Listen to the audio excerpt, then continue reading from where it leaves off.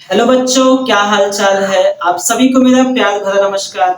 मैं सोनू शांतनु और आप सभी का स्वागत करता हूं आपके अपने परिवार यस सनई गुरुकुल्स में। कैसे हैं आप सभी लोग। उम्मीद करता हूं कि अच्छे होंगे, स्वस्थ होंगे और एकदम मस्त होंगे। तो बच्चों, आज हम लोग आव्यूह का दूसरा लेक्चर पढ़ेंगे, जिसमें आज का जो हमारा टॉपिक है आव्यूहों के प्रकार। यानी कि आज हम लोग अलग अलग प्रकार के आव्यूहों को जानेंगे और समझेंगे। तो चलो देखते हैं। यहाँ देखो, मैंने लिखा आव्यूहों के प्रकार, समझे। तो यहाँ पे मैं सबसे पहले पंक्ति आव्यूह की बात करूंगा, ठीक है ना। यहाँ देख सकते हो पंक्ति आव्यूह।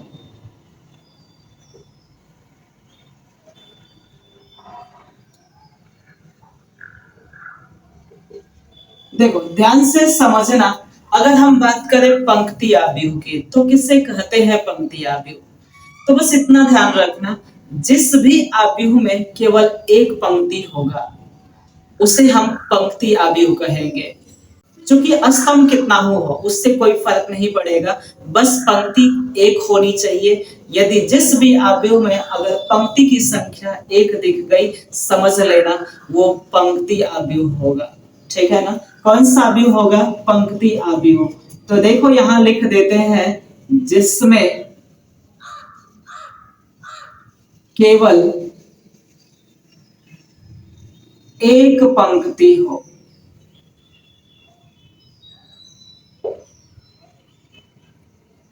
जैसे एक एग्जाम्पल्स के माध्यम से अगर बताना चाहूं, तो यहां देख सकते हो 1, 4, 5। देखो ये मैंने एक आव्यूह लिखा, ठीक है ना। और इसमें क्या दिखाई दे रहा है? अगर देखोगे तो इसमें एक पंक्ति ही दिखाई दे रहा है। स्तंभ चाहे जितना भी हो उससे कोई फर्क नहीं पड़ेगा, लेकिन पंक्ति की जो संख्या है हर हाल में एक होनी चाहिए, ठीक है ना। तो ये हमारा पंक्ति आव्यूह हो जाएगा, समझे। कौन सा आव्यूह हो जाएगा? पंक्ति आव्यूह। अगर मैं इसकी कोटि पूछूं तो बता सकते हो इसकी कोटि क्या होगा। तो देखो इसमें कितनी पंक्ति है? एक। कितने स्तंभ है? 1, 2, 3। तो इसका मतलब इसकी जो कोटि हो जाएगी 1 गुणे 3 हो जाएगी, ठीक है ना। बात समझ में आया क्या? ये ध्यान रखोगे। तो ये हमारा पंक्ति आव्यूह रहा। इसके बाद जो दूसरा नंबर है ये है स्तंभ आव्यूह का, ठीक है ना। दूसरा आव्यूह हम लोग जानेंगे स्तंभ आव्यूह। स्तंभ आव्यूह। अगर हम स्तंभ आव्यूह की बात करें तो स्तंभ आव्यूह किसे कहेंगे? तो जिस आव्यूह में केवल एक स्तंभ हो, यानी स्तंभों की संख्या एक हो। उसमें पंक्ति चाहे जितना भी हो उससे कोई फर्क नहीं पड़ेगा, लेकिन स्तंभों की संख्या अगर एक है तो वो हमारा स्तंभ आव्यूह होगा, समझे। तो यहां देख सकते हो, जिसमें केवल एक स्तंभ हो।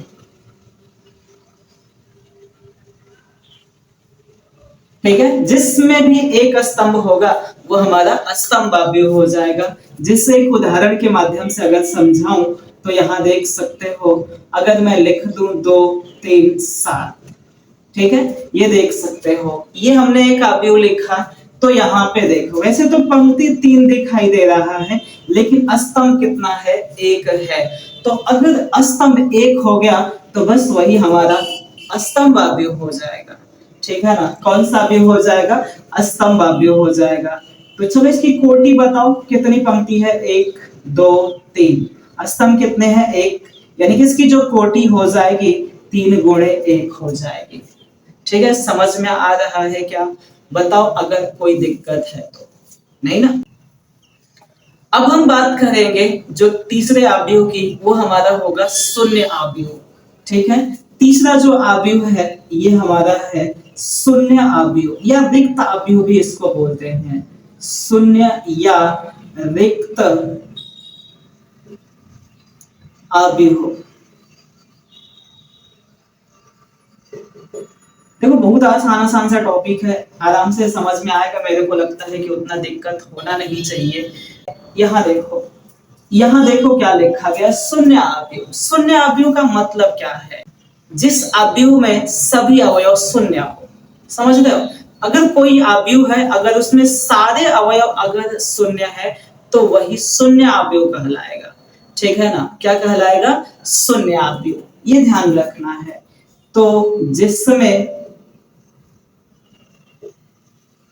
सभी अवयव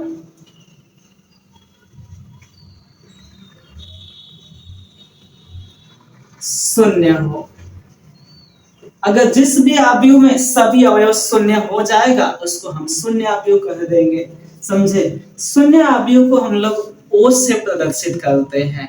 तो अगर अवयव वाले चैप्टर में जब भी हम ओ की बात करेंगे तो इसका मतलब ध्यान रखना हम किस अवयव की बात कर रहे हैं? शून्य अवयव की बात कर रहे हैं। तो यहाँ देख सकते हो ओ बराबर यहाँ लिख देते हैं 0 0 0 0। देख रहे हो ना? यहाँ पे बताओ इसमें सभी अवयव क्या दिखाई दे रहे हैं? शून्य दिखाई दे रहे हैं। तो अगर सभी अवयव शून्य दिखाई दे रहे हैं इसका मतलब कि ये कौन सा अवयव है? शून्य अवयव है। ठीक है? अच्छा, चलो इसमें मेरे को कोटि बता दो। क्या है बता, इसमें कितनी पंक्ति है? 1 2। कितने स्तंभ है? 1 2। यानी इसकी जो कोटि हो जाएगी 2 गुणे 2 हो जाएगी। समझे? बात समझ में आया? बोलो अगर कोई डाउट है तो। नहीं है? अब हम अगले अवयव की बात करेंगे। तो जो अगला अवयव है वो हमारा वर्ग अवयव है। ठीक है ना? कौन सा अवयव है? वर्ग अवयव। ये ध्यान रखना है। वर्ग अवयव किसे कहेंगे? अगर बात करें वर्ग अवयव की तो देखो, अगर वर्ग अवयव की बात करें तो वर्ग अवयव में पंक्तियों की संख्या और स्तंभों की संख्या बराबर होती है। यानी जिस भी अवयव में पंक्तियों की संख्या और स्तंभों की संख्या बराबर होगी उसे हम वर्ग अवयव कहेंगे। समझे? तो जिसमें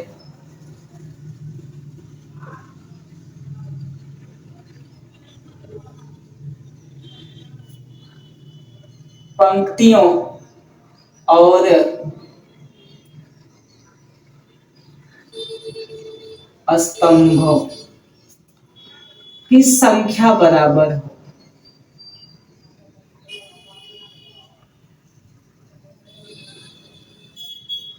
बस इतना ही ध्यान रखना है। अगर पंक्तियों की संख्या स्तंभों की संख्या अगर बराबर हो गई तो वो हमारा वर्ग अवयव होगा। ठीक है ना? तो जैसे एक एग्जांपल्स लेते हैं। यहाँ देखो, अगर मैं 4 लिख दूं, 3 लिख दूं, 7 लिख दूं, 1 5 6 2 0 8। यहाँ देखोगे तो इसमें 3 पंक्ति दिखाई दे रहा है और 3 स्तंभ दिखाई दे रहा है। इसका मतलब कि ये जो हमारा होगा वर्ग अवयव होगा। ठीक है? और वर्ग अवयव की जो कोटि होगी, देखो यहाँ पे 3 पंक्ति है, 3 स्तंभ है। इसका मतलब इसकी जो कोटि हो जाएगी 3 गुणे 3 हो जाएगी। बात समझे? तो चलो अगले अवयव की बात करते हैं। तो अगला अवयव है बेकड़ अवयव। ठीक है? अगला अवयव जो है बेकड़ अवयव है। देखो, अगर बात करें बेकड़ अवयव की तो बेकड़ अवयव किसे कहते हैं? तो जिस अवयव में बेकड़ को छोड़ करके यदि सारे अवयव शून्य है, बस बेकड़ को छोड़ देना है। अगर बेकड़ को छोड़ करके यदि सभी अवयव शून्य हो जाए तो वो हमारा जो अवयव होगा बेकड़ अवयव होगा। समझे? जैसे यहाँ देख सकते हो, इसकी परिभाषा मैं लिख देता हूं। जिसमें बेकड़ को छोड़कर सभी अवयव शून्य हो।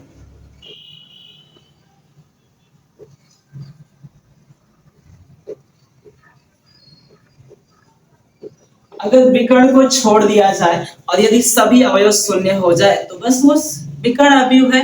ठीक है ना? जैसे कि एग्जांपल्स लेते हैं। यहाँ देखोगे a बराबर, यहाँ देखो a 0 0 0 b 0 0 0 c। यहाँ देख सकते हो ये जो अवयव दिखाई दे रहा है इसमें क्या देखने को दिख रहा है? बताओ, ये जो बेकड़ है ना, विकर्ण है ना, इसके जो अवयव है इसको अगर छोड़ दे तो सभी अवयव जीरो दिखाई दे रहे हैं।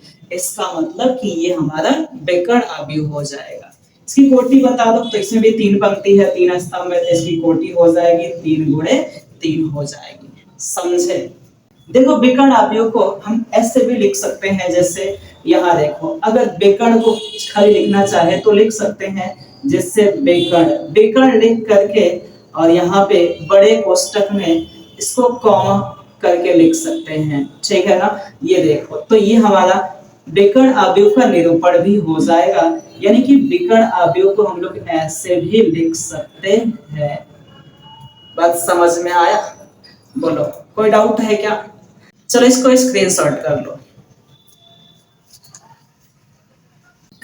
तो समझ में तो आ रहा है ना? तो चलो आगे बढ़ते हैं। अब हम बात करेंगे अगले अवयव की, ठीक है। जो अगला अवयव है वो हमारा है अदिश अवयव, ठीक है। कौन सा अवयव? अदिश अवयव।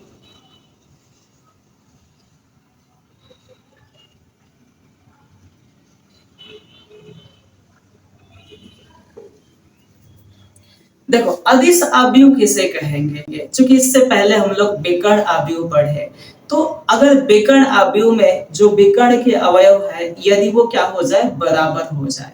अगर विकर्ण अवयव की बात करें तो जो विकर्ण अवयव है तो उसमें जो विकर्ण के अवयव है यदि वो बराबर हो जाए तो वही विकर्ण अवयव को हम अदिश अवयव कहते हैं। समझ रहे हो? कौन सा अवयव कहते हैं? अदिश अवयव कहते हैं। यदि विकर्ण अवयव में विकर्ण के अवयव बराबर हो जाए तो उस विकर्ण अवयव को ही अदिश अवयव कहेंगे। समझे? तो जिसमें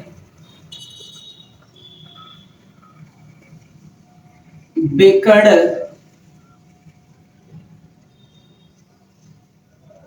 के अवयव बराबर हो,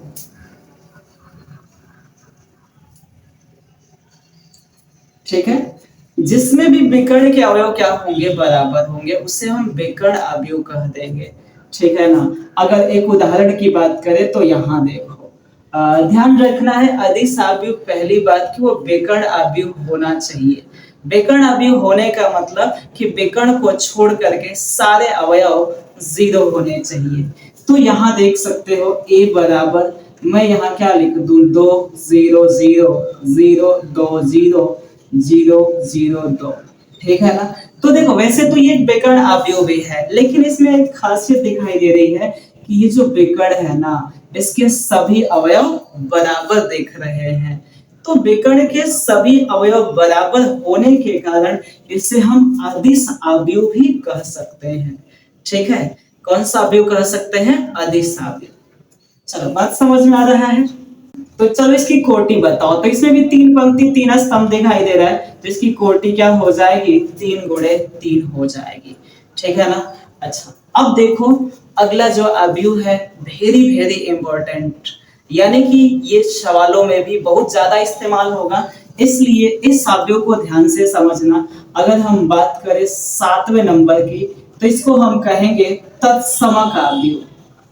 तत्समक या इकाई भी बोल सकते हो, ठीक है, मात्रक भी बोल सकते हो। ये ध्यान रखना, इकाई या तत्समक अवयव। देखो इकाई या तत्समक अवयव की बात करें तो क्या होता है, ये भी एक विकर्ण अवयव होता है।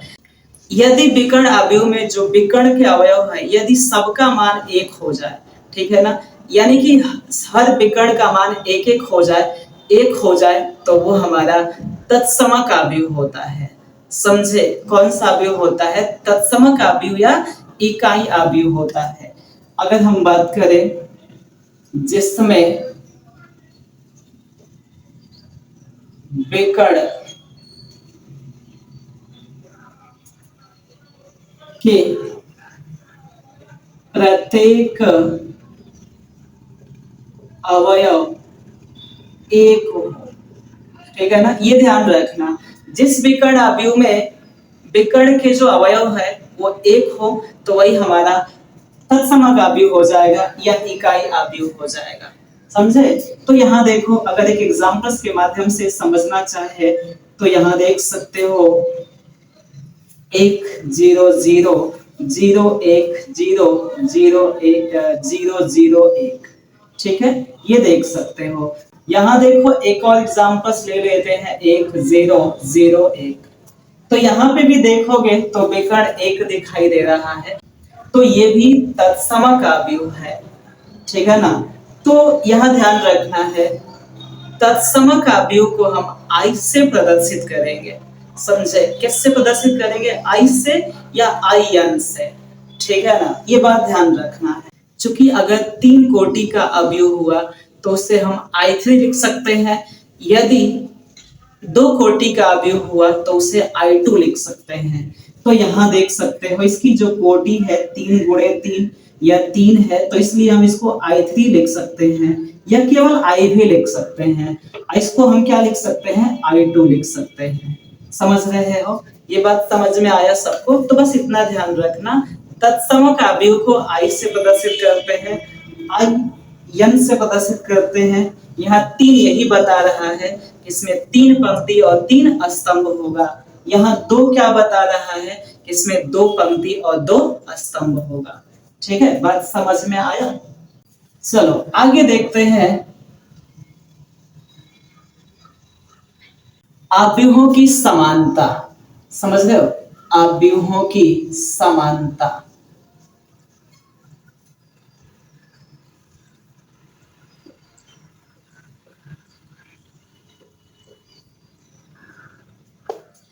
जैसे अगर बात करें कि मान लो 2 अवयव हैं, वो 2 अवयव आखिर बराबर कब होंगे, 2 अवयव समान कब होंगे? समझ रहे हो? तो देखो 2 अवयव तभी बराबर हो सकते हैं जब उनकी कोटि बराबर हो और उसमें जो संगत अवयव हो वो भी बराबर हो। समझ रहे हो? तो यहां देखो, जिन अवयवों की कोटि तथा संगत अवयव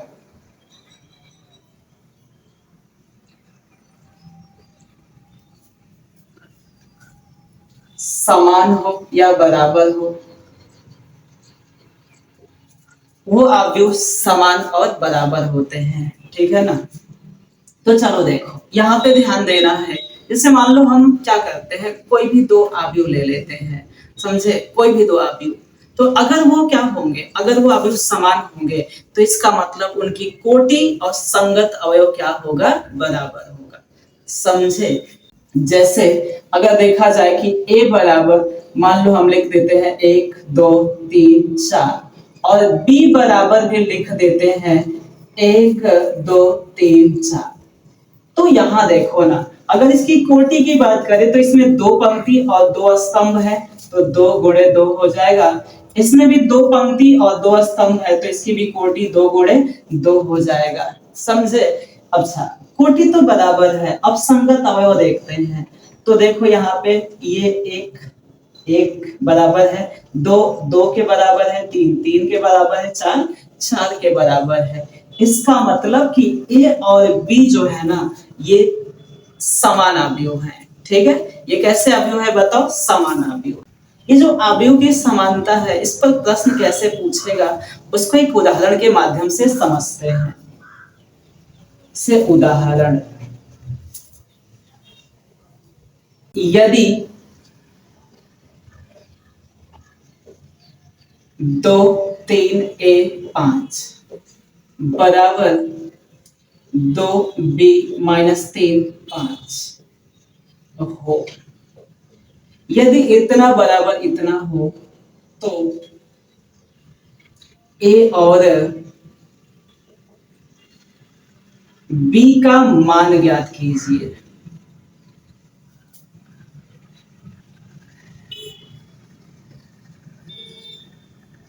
देखो ध्यान देना है, अवयव की समानता पर इसी तरह का प्रश्न देगा। ठीक है ना? इसको हल कैसे करेंगे? जब इसको हल करने की बात आएगी तो सबसे पहले हम इन दोनों अवयवों को लिख देंगे 2 3 A 5।